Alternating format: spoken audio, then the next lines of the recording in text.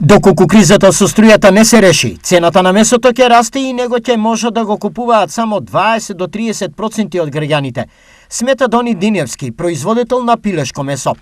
За потрошена електрична енергија во август платив 88.000 денари, а сега плаќам 172.000 денари. Ова е неверојатно, особено ако се има предвид дека пред 5 години плаќавме 25.000 денари за потрошена струја и тоа со истите активности на работа. Објаснува Диневски. Струјата ја крена високо цената на месото и веќе се забележува опаѓање на продажбата, се согласуваат и граѓаните. Па не знам колку е навалено, колку имат граѓаните моќ да платат. Сигурно помалку, сигурно помалку. Порано зимаше по 1 кило месо. Сега зимам по 100 грама. Што нема пари. Со 12.000 што може да обстанеш? Па помалку нормално, дека нема многу пари.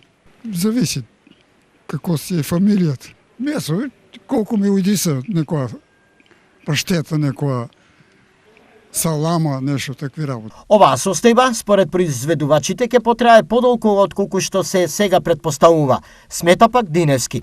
Запомнете ми ги зборовите, дека во предстојните години само 20 до 30% од луѓето ќе можат да си дозволат да купат месо, бидејќи основните прехранбени продукти веќе стануваат луксус за поголемиот дел од граѓаните. Убеден е Диневски.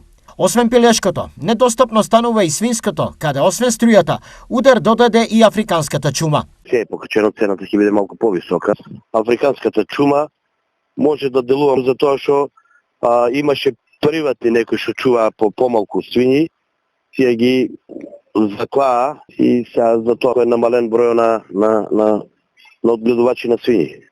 Дали ова има влијание на цената на месото? Може да има. Во моментов свинското месо се продава од 320 до 460 денари за килограм.